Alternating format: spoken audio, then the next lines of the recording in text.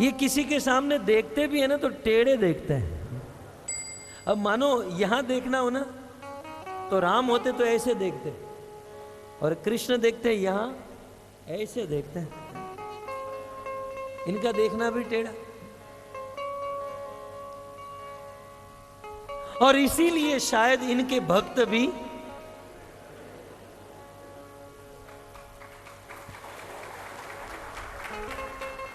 इसलिए भक्त भगवान से निवेदन करते हैं, प्रभु आप मुझे गलत मत समझना, मैं टेढ़ा हूं और टेढ़ा ही रहूंगा। दुनिया के लोग भले मुझे गाली दे, मेरा अपमान करे, कहते हैं कि ये टेढ़ा है, ये ठीक नहीं है, लेकिन मैं जानबूझकर अपने आप को टेढ़ा बना कर रखा हूं, क्योंकि मैं चाहता हूं कि आप मेरे दिल में रहो। और टेढ़े आदमी को दिल में बिठाने के लिए हृदय भी टेढ़ा भी रखना होगा, टेढ़ा ही रखना, इसलिए मैं जानबूझकर टेढ़ा हूं। भगवान कृष्ण बिल्कुल। तो कृष्ण ने कहा, राधा ने पूछा, कृष्ण बताओ मैं कैसी लग रही हूं? कृष्ण ने कहा, क्या बताऊं राधे, आज तो कमाल हो गया। इतनी सुंदर साड़ी पहनी है, तुम्हारे शरीर से इतना सुंदर प्रकाश निकल रहा है, तुम्हारा चेहरा चंद्रमा के समान, बिल्कुल पूर्णिमा के चंद्रमा के समान तुम्हारा चेहरा, और तुम्हारे चेहरे पर मस्तक पर जो बिंदी है वो भी चंद्रमा के समान। तुम्हारे शरीर से जो प्रकाश निकल रहा है चंद्रमा की चांदनी के समान। राधे राधे क्या बताऊं, लगता है आज 10-15 चंद्रमा तुम्हारे अंदर समा चुके हैं। बस इतना सा बोलना था, राधा रानी रूठ गई। बोलिए चंद्रमा चंद्रमा चांदनी चांदनी कर रहा है, निश्चित चंद्रावली से मिलकर आया है, ये चंद्रावली से मिलकर आया है। राधा रानी रूठ गई, वहां से कहीं दूर जाकर बैठ गई। कृष्ण कहते, मैं किसी से मिलकर नहीं आया, मुझे क्षमा करो, मेरे से गलती हो गई। कृष्ण ने बहुत मनाया, कृष्ण नृत्य किए, कृष्ण बहुत काम किए, लेकिन राधा नहीं मानी। अंत में ललिता विशाखा को कहा कि आप मनाओ। ललिता विशाखा मना रही हैं, कहती हैं, राधे तुमने संध्या से रूठना शुरू किया था, अब दिन चंद्रमा ढल गया और सूर्य उदय होने को आया, लेकिन राधे तुम्हारा मान नहीं ढला। अरे रूठना चाहिए दुनिया के किसी आदमी से, तुम कृष्ण से रूठ रही हो। तुम अपना मान त्याग दो, त्याग दो। बहुत मनाते थे राधा को, लेकिन राधा कृष्ण से रूठी रहती थी। एक दिन श्रीमती राधा रानी ने कहा, कृष्ण तुम दिखने में बहुत सुंदर हो, परंतु बांसुरी बजाते हो तो तुम और सुंदर लगते हो। कृष्ण एक काम करो, मुझे भी बांसुरी बजाना सिखा दो। कृष्ण ने कहा, सिखा दूंगा, लेकिन तुम मुझे एक चीज सिखा दो। बोले, मुझसे क्या सीखना है? कृष्ण ने कहा, वैसे तो मैं सर्व कला विशारद हूं, मैं सब कुछ जानता हूं, सारी कला मुझ में है, लेकिन ये रूठना जो है ये मैं नहीं जानता हूं। ये तुम रूठती कैसे हो, मुझे जरा सिखा दो। राधा रानी ने कहा, इसमें कौन सी बड़ी बात है, चलो मैं सिखा देती हूं। रूठने का पहला नियम, जिससे हम रूठे हैं उसके साथ बात नहीं करनी है। कृष्ण ने कहा, बस इतना? बोले, प्रैक्टिकल करके दिखाओ। चलो जाओ, मुड़कर बैठ जाओ। कृष्ण मुड़कर बैठ गए। राधा ने बुलाया, कृष्ण, ओ कृष्ण। जी राधे, तुम बिल्कुल बुद्धू हो। मैंने क्या कहा था? जिससे रूठे हैं उससे बात नहीं करनी है। कृष्ण ने कहा, ठीक है, एक बार और। कृष्ण मुड़कर बैठ गए। राधा रानी ने कहा, कृष्ण, ओ कृष्ण, देखो मैं तुम्हारे लिए क्या लाई हो। बोले, तुम बिल्कुल घटिया स्टूडेंट हो, तुम नहीं सीख पाओगे। कृष्ण ने कहा, एक चांस दे दो, एक और चांस। कृष्ण मुड़कर बैठ गए। राधा रानी बुलाने लगी, कृष्ण, ओ कृष्ण, ओ मेरे प्यारे कृष्ण, देखो मैं क्या लाई हूं। अब तो कृष्ण देखने वाले नहीं थे, राधा रानी बार बार कहने लगी, देखो मैं क्या लाई हूं, देखो मैं क्या लाई हूं। बार बार राधा रानी ने कहा, लेकिन कृष्ण ने मुड़कर देखा नहीं। अब राधा रानी को संभ्रम हो गया, भ्रम हो गया कि कृष्ण वास्तव में रूठ गए। जब राधा रानी के मन में हुआ कि कृष्ण वास्तव में रूठ गए हैं, ये भ्रम होते ही राधा रानी को मूर्छा आई और गिर गई, धड़ाम करके आवाज। कृष्ण ने मुड़कर देखा तो राधा रानी मूर्छित। बोले ठीक से नहीं कर रहा था तो डांट रही थी, और ठीक से किया तो गुरुजी ही मूर्छित हो गए।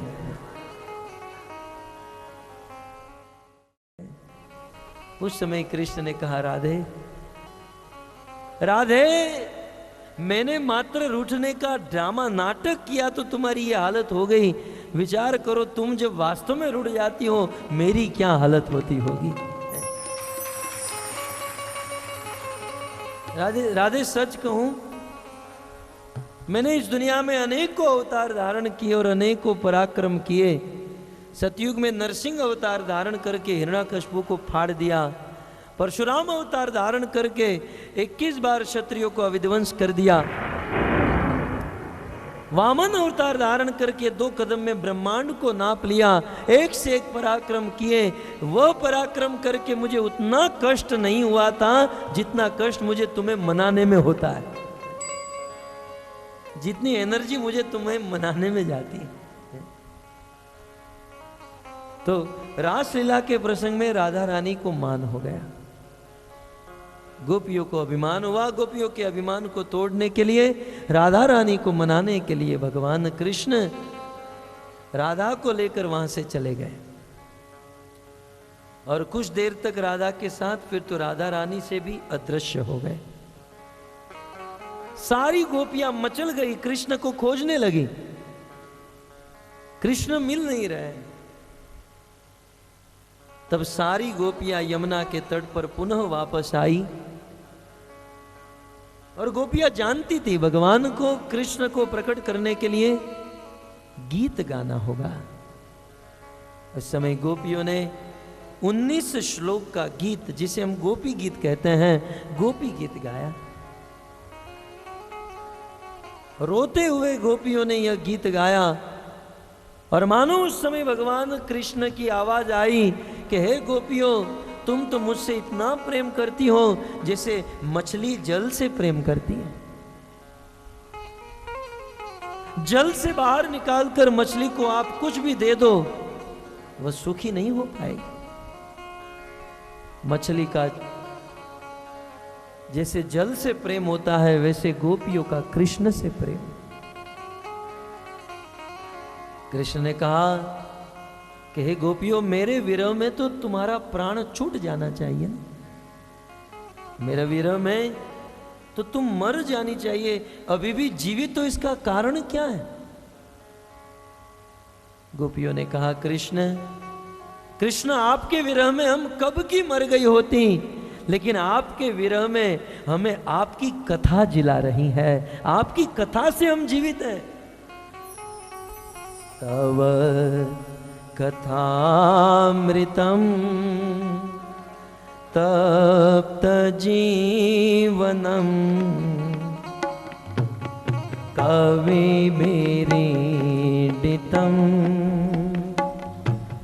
कल्मषापहम श्रवणमंगलम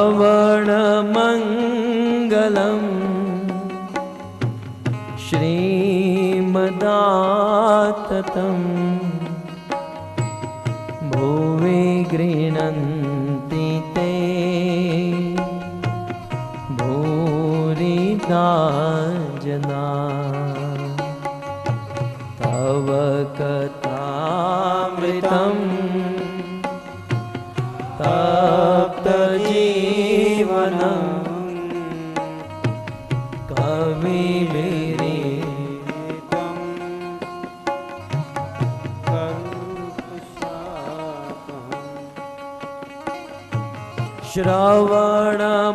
श्रवणमंगलम श्रीमदाततं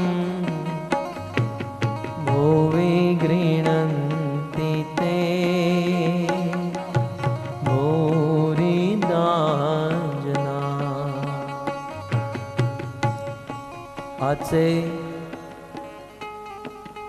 528 वर्ष पूर्व साक्षात भगवान कृष्ण चैतन्य महाप्रभु के रूप में इस धराधाम पर प्रकट हुए। रथ यात्रा के दौरान चैतन्य महाप्रभु जगन्नाथपुरी गए और उस समय उड़ीसा का बहुत बड़ा राजा जिनका नाम था प्रताप रुद्र, राजा प्रताप रुद्र के मन में इच्छा हुई मैं चैतन्य महाप्रभु से मिलूं, मैं उनका दर्शन करूं। राजा प्रताप रुद्र ने मैसेज भेजा चैतन्य महाप्रभु को, मैं आपसे मिलना चाहता हूं। चैतन्य महाप्रभु ने बिल्कुल मना कर दिया, मैं किसी राजा वाजा से नहीं मिलता हूं। महाप्रभु ने सन्यास लिया था और सन्यासी का धर्म है, सन्यासी कभी धनी लोगों से नहीं मिलते। और आज के सन्यासी धनी को ही खोजते हैं, धनी के पीछे ही घूमते हैं। लेकिन सन्यासी का धर्म है, वे धनी से कभी नहीं मिलते। चैतन्य महाप्रभु ने इस धर्म का निर्वाह किया। बोले मैं उस राजा से नहीं मिलूंगा। राजा ने अपनी पहचान लगाई, सार्वभौम भट्टाचार्य के द्वारा मैसेज भेजा। सार्वभौम भट्टाचार्य माने जाने विद्वान थे। चैतन्य महाप्रभु को कहा, प्रभु आप राजा प्रताप रुद्र से मिल लीजिए। बोले मैं नहीं मिलूंगा। महाप्रभु के सेक्रेटरी थे पर्सनल, स्वरूप दामोदर। अब ये तो राजा थे, सभी जगह पर अपनी पहुंच थी। स्वरूप दामोदर से महाप्रभु के पास मैसेज गया। स्वरूप दामोदर ने कहा, प्रभु आप राजा प्रताप रुद्र से मिल लीजिए। बोले मैं एक बार कहा नहीं मिलूंगा, नहीं मिलूंगा। राय रामानंद के द्वारा मैसेज गया। रामानंद राय ने कहा, प्रभु आप मिल लीजिए। बोले अब अंतिम बार, अब की बार कोई मेरे पास आया तो मैं आप सबको छोड़कर चला जाऊंगा। मैं उस राजा का चेहरा नहीं देखना चाहता हूं, क्योंकि वो राजा है। इस प्रकार महाप्रभु ने बिल्कुल मना कर दिया। रथ यात्रा का दिन आया, भगवान जगन्नाथ रथ के ऊपर आरूढ़ हैं? देव देव जगन्नाथ प्रवर्णति विनाशन त्राहिमाम पुंडरीकाक्ष पतितम भव सागर। नीलाचल निवासी आज रथ पर विराजमान। और ऐसे जगन्नाथ जी को देखकर चैतन्य महाप्रभु ने उदंड नृत्य किया। 7 टोली थी, 7 टोलियों में जाकर महाप्रभु ने नृत्य किया। कई घंटों तक नृत्य हुआ और नृत्य करते करते चैतन्य महाप्रभु को थोड़े थक गए। रथ यात्रा चल रही थी, बाजू में सुंदर उद्यान था। चैतन्य महाप्रभु उस उद्यान में चले गए। महाप्रभु उस वृक्ष के नीचे शयन कर रहे थे और उसी समय भट्टाचार्य ने राजा प्रताप रुद्र को इशारा किया। राजा प्रताप रुद्र उस उद्यान में, उस बगीचे में चले गए। महाप्रभु सो रहे हैं, राजा प्रताप रुद्र बगीचे में गए और उस बगीचे में जाकर राजा प्रताप रुद्र गोपी गीत की यह पंक्ति गाने लगे। तव कथामृतम तप्त जीवनम, गाइए। कविभिरीडितं कल्मषापहम् श्रवणमङ्गलम् श्रीमदाततं भुवि गृह्णन्ति ते भूरिदायना। चैतन्य महाप्रभु शयन कर रहे थे, राजा प्रताप रुद्र गोपी गीत का यह श्लोक गाने लगे। चैतन्य महाप्रभु के कानों में जब यह श्लोक गया, महाप्रभु जग उड़ गए और खोजने लगे ये आवाज कहां से आ रही है, ये कौन गा रहा है। चैतन्य महाप्रभु दौड़ कर गए। राजा प्रताप रुद्र ये श्लोक गा रहे थे। लेकिन ये श्लोक गाकर सुनकर महाप्रभु को इतना आनंद आया, जिस राजा प्रताप रुद्र का चेहरा देखना नहीं चाहते थे, चैतन्य महाप्रभु इस श्लोक को सुनकर राजा प्रताप रुद्र को गले मिल लिए, उनको अपनी अखबार में भर लिया। हम भी यदि चाहते हैं कि चैतन्य महाप्रभु हमें अपना आलिंगन प्रदान करे, भाव से गाइए। तव कथामृतम तप्त जीवनम कविभिरीडितं कल्मषापहम् श्रवणमङ्गलम् श्रीमदाततं भुवि गृह्णन्ति ते भूरिदा जना। गाइए।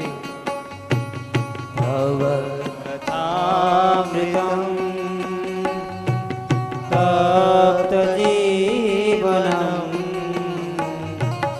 कविभिरीडितं कल्मषापहम् श्रवणमङ्गलम् श्रीमदाततं भुवि गृह्णन्ति ते भूरिदा जना। भुवि गृह्णन्ति ते भूरिदा जना। भगवान कृष्ण ने गोपियों से पूछा कि मेरे विरह में आप अब तक जीवित हो, इसका कारण क्या है? तब गोपियों ने कहा, कृष्ण कृष्ण हम तो कब की मर गई होती, आपके विरह में आपकी कथा हमें जिला रही है, आपकी कथा हमें जीवन दे रही है। कृष्ण तव कथा अमृतम, आपकी कथा अमृत के समान है और तप्त तपाए हुए जीवन के लिए, दुखी दग्ध लोगों के लिए ये जीवन प्रदान कर रही है। तो भक्तों, ये कृष्ण कथा कृष्ण की उपस्थिति प्रकट करा देती है। भगवत कथा भगवान की उपस्थिति खड़ा कर देती है। भागवत में बैठकर भगवत कथा सुनने से भगवान कृष्ण की उपस्थिति का एहसास होता है। भक्तों, हमारा परम सौभाग्य है, श्रील प्रभुपाद की कृपा से आज यह परम दिव्य भगवान श्री कृष्ण से अद्वितीय ग्रंथ ऐसे भागवत की कथा हम सब श्रवण कर रहे हैं, जो भगवान से अभिन्न है। श्री सूत जी नैमिषारण्य के ऋषि मुनियों को भागवत का मूल सिद्धांत बताते हुए गत सत्र में कहे कि यह मनुष्य जीवन मिला है तत्व जिज्ञासा करने के लिए। जीवस्य तत्व जिज्ञासा। भक्तों, कई बार आपने सुना होगा वेदांत सूत्र का प्रथम मंत्र अथातो ब्रह्म जिज्ञासा। 84 लाख की योनियों में भ्रमण करने के बाद जब मनुष्य जीवन मिला है, तो इस मनुष्य जीवन को प्राप्त करके सबसे पहला काम क्या करना चाहिए? तत्व जिज्ञासा, जिज्ञासा करनी चाहिए। और दूसरे शब्दों में वही मनुष्य मनुष्य है जो तत्व जिज्ञासा करता है, अन्यथा वह मनुष्य नहीं, वह मनुष्य के रूप में पशु है। पशु है, क्योंकि मनुष्य और पशु में क्या अंतर? वेदव्यास मुनि ने महाभारत में कह दिया, आहार निद्रा भय मैथुनम च सामान्य तत्पशुभैर नराणाम। मनुष्य खाते हैं, यदि हम ऐसा दावा करें हम लोग खाते हैं, तो कुत्ते भी खाते हैं। हम लोग कहे कि हम सोते हैं, कुत्ते भी सोते हैं, पशु भी सोते हैं।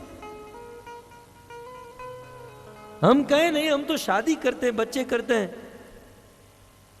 पशु भी विवाह करते हैं, बच्चे उत्पन्न करते हैं।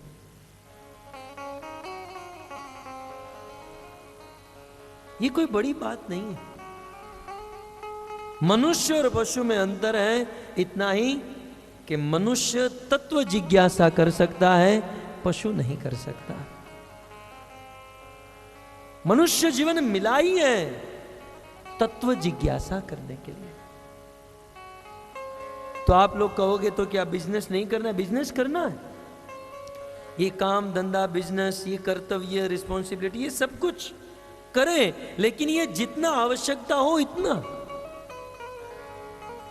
यावत ब्रियते जठरम, जितनी आवश्यकता हो मिनिमाइज, अपनी जरूरियात को मिनिमाइज रखे। श्रील प्रभुपाद अक्सर कहते थे simple living and high thinking. अपने जीवन को सरल रखे, सिंपल रखे। इतना भी सिंपल फुकेट वालों की तरह नहीं कि बस सब कुछ पहनना ही छोड़ दे।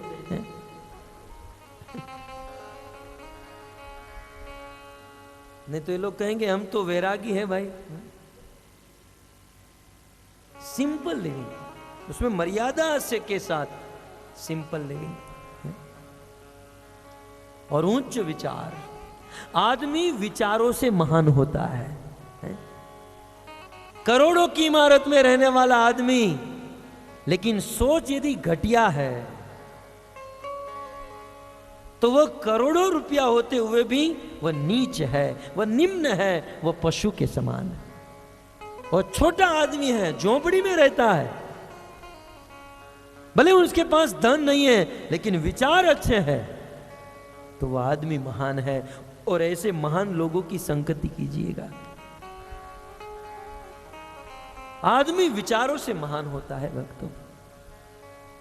तो जीवन के ये कार्य, मनुष्य जीवन मिला है तो हमें कर्तव्य तो निभाने हैं, लेकिन वह कर्तव्य मिनिमाइज करके ज्यादा से ज्यादा समय तत्व जिज्ञासा। मैं बहुत प्रसन्न हूं भक्तों कि आप फुकेट जैसे देश में रहकर, इस थाईलैंड में रहकर भी तत्व जिज्ञासु हो। मुझे बहुत आनंद आता है, बहुत आनंद। कई भक्तों ने कहा कि प्रभु आप आते रहोगे ना, क्योंकि लोगों के मन में चिंता है, क्योंकि अब बड़ी बड़ी कथाएं होती हैं, मैं बहुत बिजी एंगेज हूं। भक्तों व्यास मंच से वादा, जब तक जीवन है तब तक आते रहेंगे यहां पर।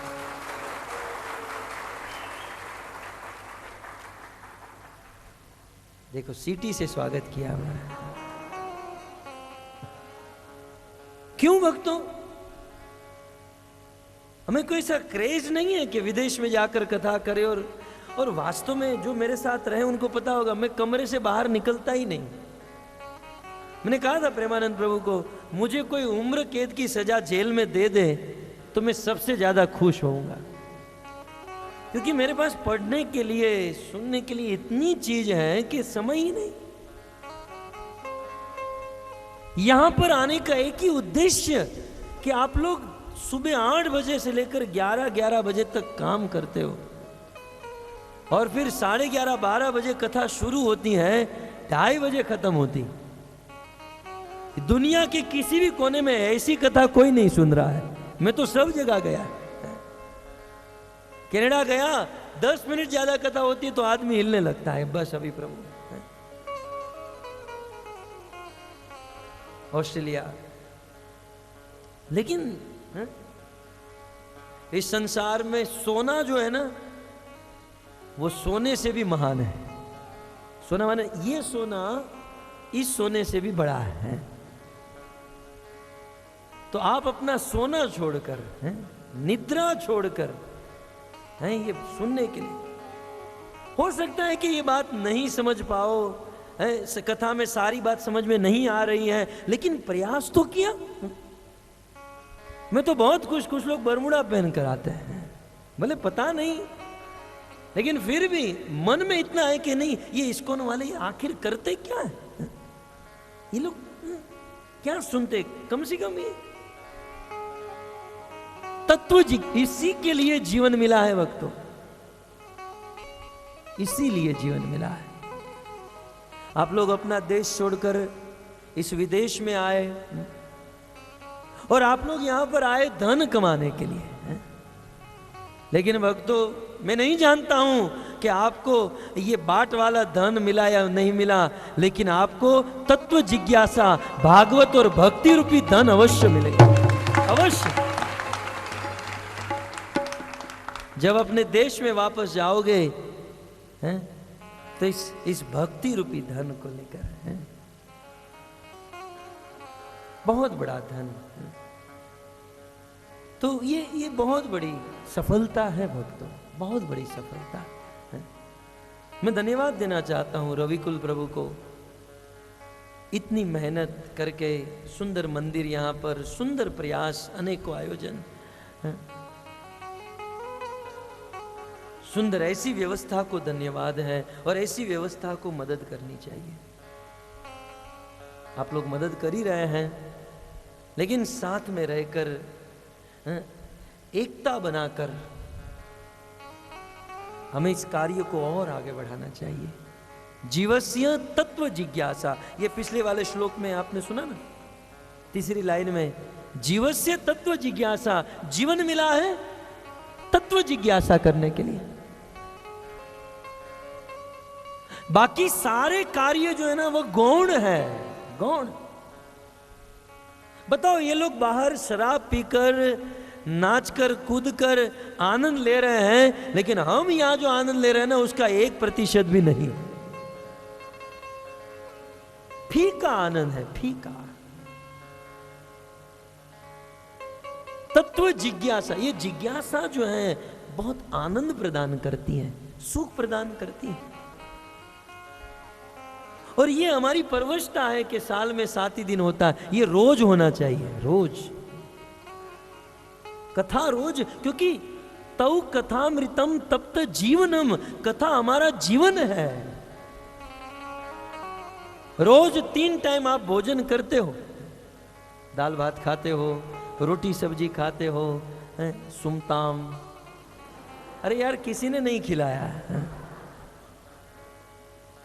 अब 2 दिन बाकी, 1 दिन सुमताम, 1 दिन मोइंगा। भले आप लोगों के लिए तो एफोर्ड नहीं कर सकते, लेकिन कम से कम एक आदमी के लिए तो, खैर मैं मजाक कर रहा हूं।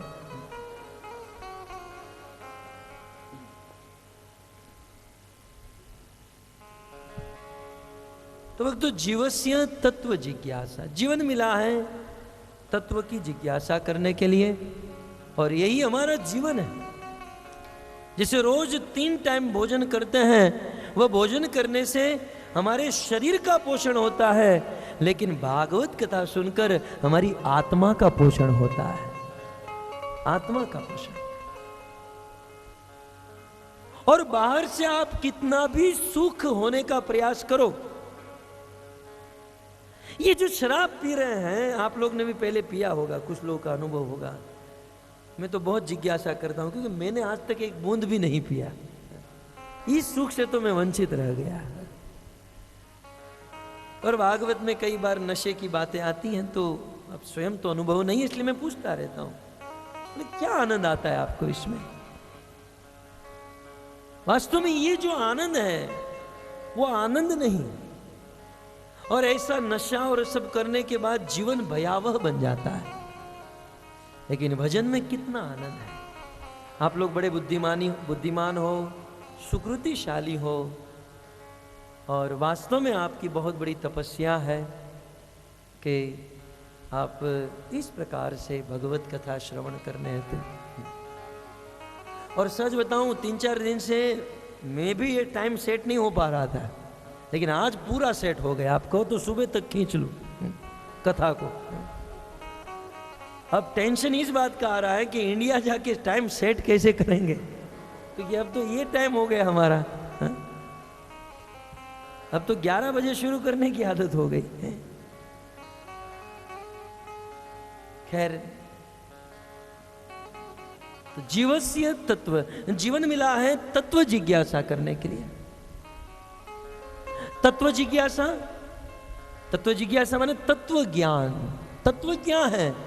तत्व माने ज्ञान। सूत जी कहते हैं, वदन्ति तत्तत्त्वविदस्तत्त्वं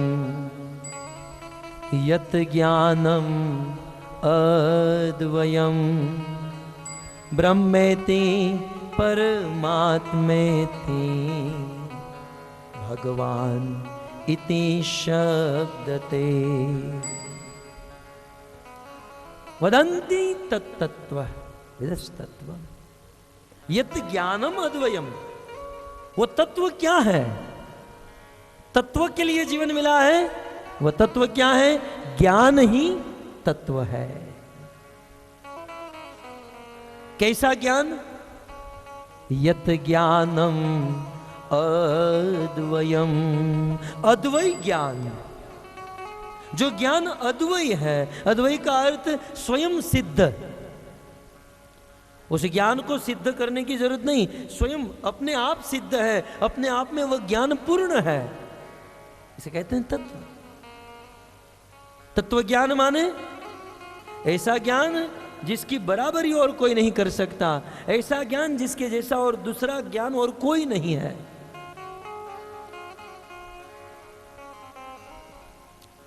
और ऐसा ज्ञान जिसका आश्रय वह ज्ञान स्वयं खुद है। वह ज्ञान जो साक्षात भगवान से प्रकट हुआ है। साक्षात यमदूतों ने, भगवान के पार्षदों ने यमदूतों से पूछा, धर्म क्या है? धर्म किसे कहते हैं? तब यमराज के दूतों ने उत्तर दिया, वेद प्रणीहितो धर्म। वेदों में जो लिखा है वह धर्म है। तो फिर पूछा गया, वेद क्या है? वेद नारायण साक्षात स्वयंभू इति सुश्रुमः। वेद साक्षात नारायण है, स्वयंभू है। स्वयंभू भगवान से प्रकट हुआ। तो भक्तों, अद्वैय ज्ञान, तत्व जीवन मिला है, ऐसा अद्वैय ज्ञान प्राप्त करने के लिए, ऐसा ज्ञान जिसको प्राप्त करने के बाद फिर दुनिया में और कोई ज्ञान की जरूरत ही ना पड़े। जरूरत ही ना पड़े। बताइए, आप लोग स्कूल में इतना पढ़े हो, अभी कौन सी चीज काम में आ रही है?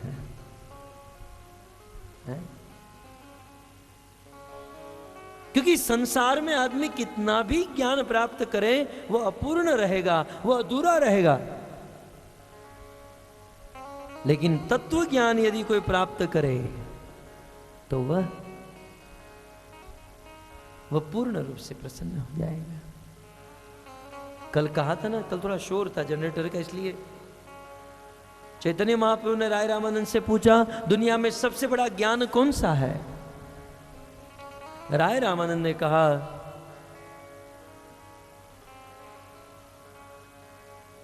कृष्ण तत्व विज्ञान जो है ये सबसे बड़ा ज्ञान है। सबसे बड़ा ज्ञान। क्योंकि भक्तों, ज्ञान का फल क्या है मुझे ये बताइए। संसार में लोग ज्ञान प्राप्त करना चाहते हैं तो ज्ञान का सार तो सुख है ना। आदमी ज्ञान क्यों प्राप्त करेगा? सुखी होने के लिए। अल्टीमेटली तो स्कूल में जाकर बहुत बहुत डिग्री प्राप्त करेगा, फिर अच्छी नौकरी मिलेगी, पैसा मिलेगा और सुखी होगा। अल्टीमेटली ज्ञान प्राप्त करने का उद्देश्य है सुख। संसार में आदमी कितनी हूं बड़ी डिग्री प्राप्त कर ले, कितना हूं बड़ा ज्ञान प्राप्त कर ले, लेकिन सुख नहीं मिल रहा है। लेकिन एक बार कृष्ण तत्व, भगवत तत्व का ज्ञान प्राप्त कर ले तो आदमी सनातन काल के लिए सुखी हो जाएगा, पूर्ण सुखी बन जाएगा।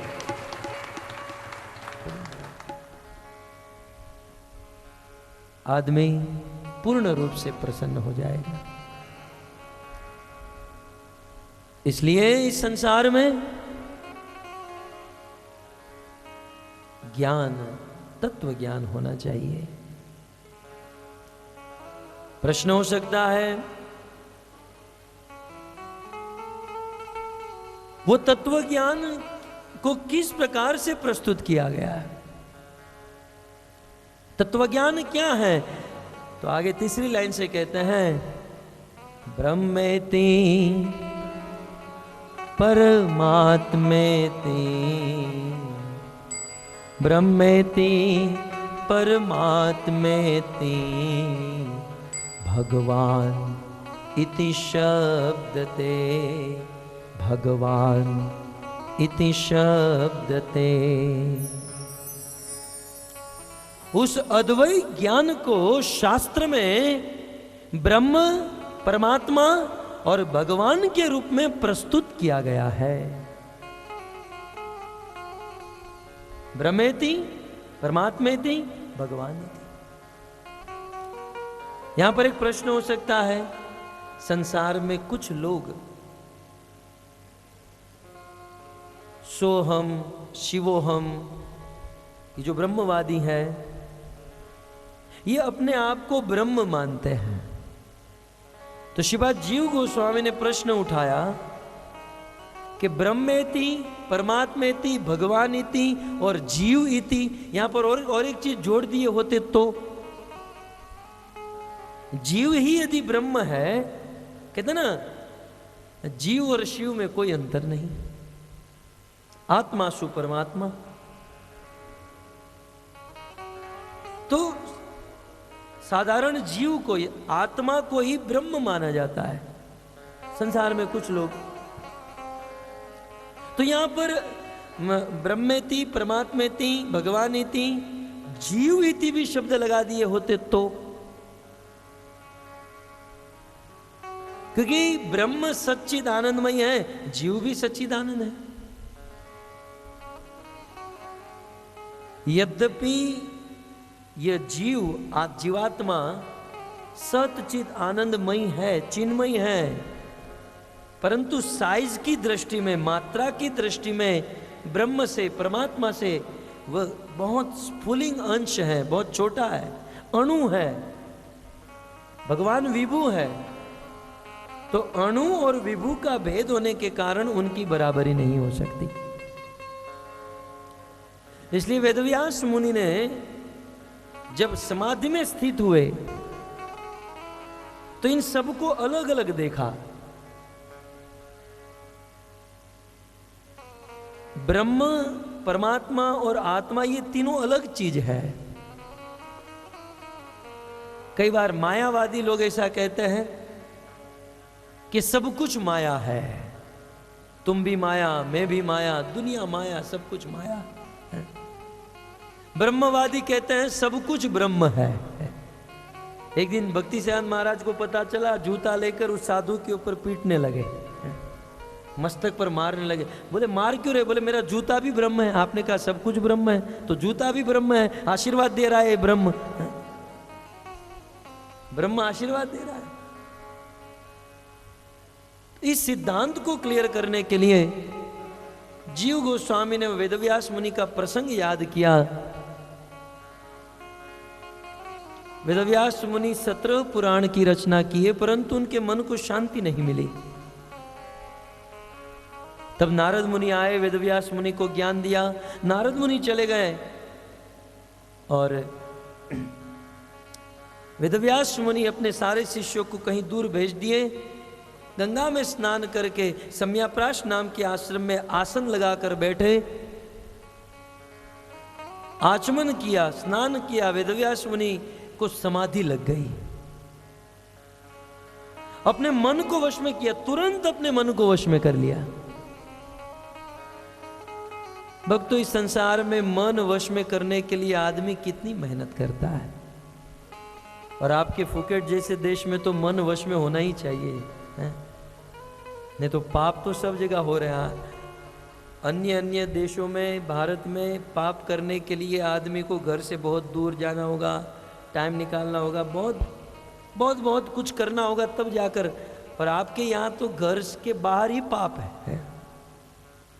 जहां देखो वहां पाप ही पाप। मन थोड़ा भी फिसला तो आदमी गया काम से। परसों हमने गिरीश लिमाचिया को बहुत ढूंढा, फिर पता चला कि रूम में सो रहे थे। खैर, तो आदमी कभी भी फिसल सकता है, क्योंकि यहां तो सारे पाप। इसलिए मन वश में होना चाहिए। और मन तुरंत वश में हो गया वेदव्यास मुनि का। कैसे? भक्ति योगेन मनसी। वेदव्यास मुनि ने भक्ति योग के द्वारा, भक्ति के द्वारा अपने मन को वश में कर लिया। भक्तों, इस मन को वश में करने के अनेकों उपाय हैं। सबसे श्रेष्ठ उपाय है भक्ति। और भक्ति में भी मन को वश में करने के दो उपाय, श्रवण और कीर्तन। बताइए, आप लोग पिछले 2 घंटे से कथा सुन रहे हो।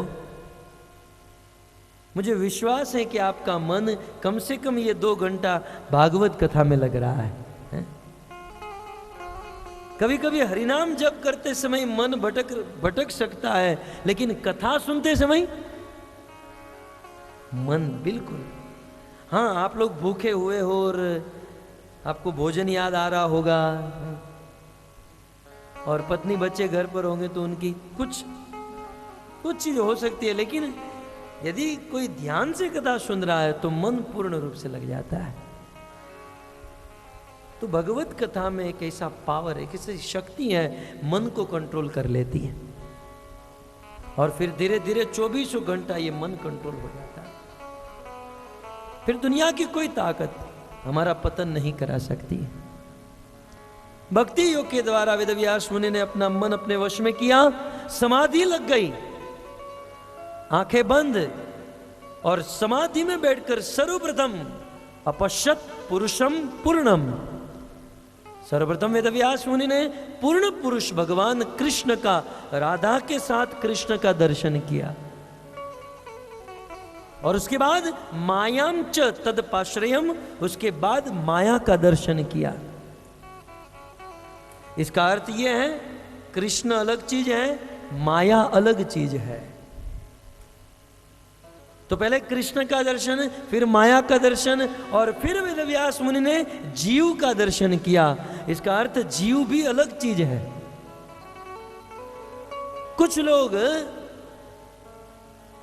आत्मा और परमात्मा को एक समझते हैं, इसे जीव को ही ब्रह्म समझते हैं। लेकिन इसके द्वारा यह साबित होता है कि वेदव्यास ने भगवान को अलग रूप से देखा, जीव को अलग, माया को अलग। कुछ लोग कहते हैं ना, ये सब माया है, तो माया भी एक अलग तत्व, अलग चीज है। एक और भगवान है, दूसरी ओर माया है, और बीच में जीव फंसा हुआ है। और उस जीव के पास केवल 2 ऑप्शन है, एक भगवान और दूसरी माया। तीसरा कोई ऑप्शन है ही नहीं।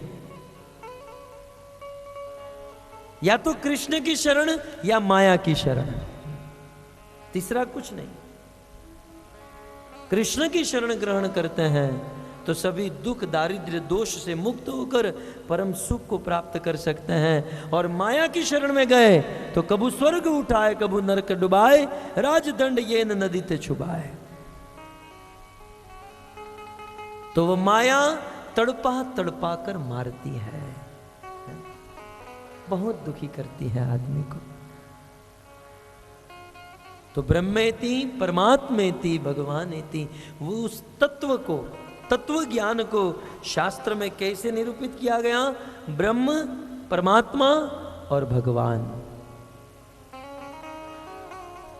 भगवान इति शब्दते, भगवान कहकर। भक्तों, ये ब्रह्म, परमात्मा और भगवान, ये 3 के ऊपर शास्त्र में अनेकों सिद्धांत बताए गए हैं।